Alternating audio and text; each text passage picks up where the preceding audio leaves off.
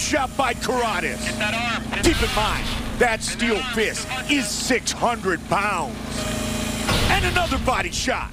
Giant manned fighting robots. Sounds awesome, doesn't it? Well, it's a reality thanks to Megabots and New Hampshire's Josh Adler, who saw the potential in the idea before even a scrap of metal was welded. But I think it was a sitting around having beers kind of situation. And somebody said, well, what if we just made them fight? And I heard that and I was like, yeah, of course. I mean, this isn't a technology play. This is an entertainment play. How is it possible that nobody's ever done this before? By we, he means these guys. They didn't think anyone would give them money to build giant robots armed for battle. So that's where Josh stepped in.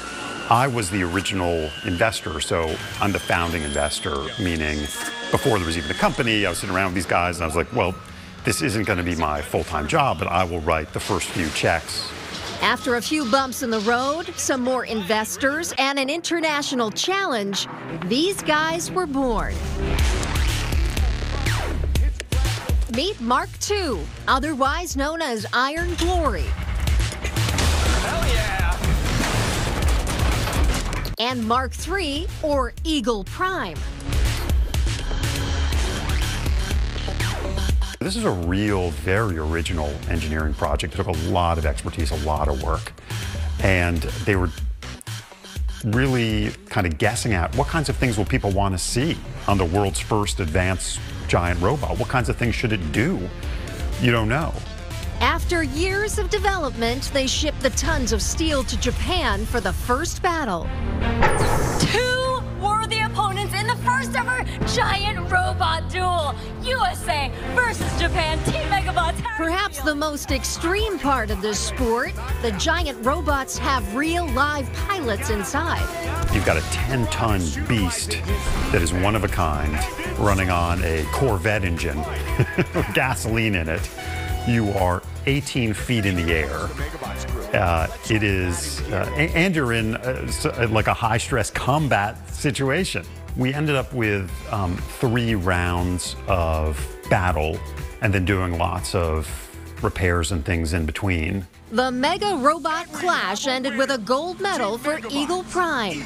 But was it just the beginning of a new arena sport? I think it's time to make this a sports league. I think it's time to get some rules, some weight classes, bring this show on the road. Let's do it. When you're up close to one of these robots, it doesn't translate as well as we'd like it to on the small screen YouTube video. When you're up next to a 16, 18-foot tall, 10-ton robot that's like, you're like, wow, this is amazing. I've only seen this in movies before and it's right in front of me. It is a sport that's made for live entertainment.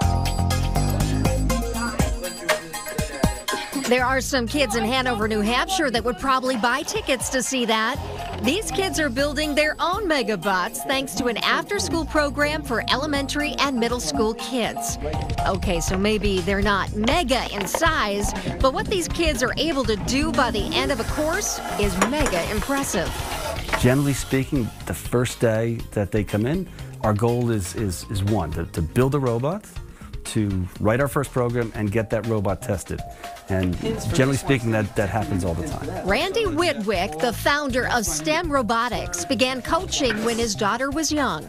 My background is in electrical and control engineering.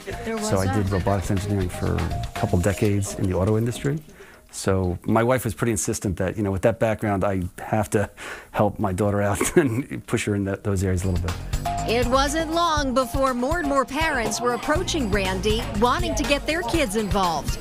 That was when he decided to start offering classes after school. 4 years has passed, and his enrollment is through the roof. It's an extracurricular activity, and provides an opportunity for kids that are, want to try something a little different.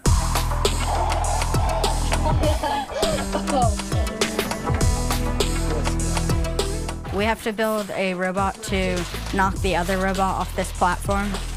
And right now I'm doing a program for the robot that Sam is building. This is a EV3 robot, and right now I'm trying to build a bit of a ramp on the front of it because the goal is to flip over the other robots, I guess, so that they can't hurt ours. So I'm gonna make a ramp with these pieces, I guess. He's also added electronics to the mix.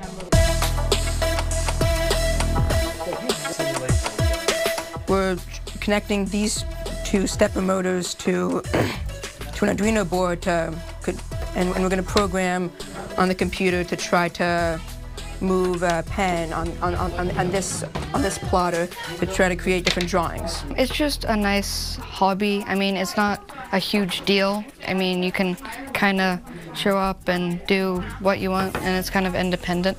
So could these young robotics engineers be the next to be drafted for an arena sport that looks like this? Let's just say the future looks bright.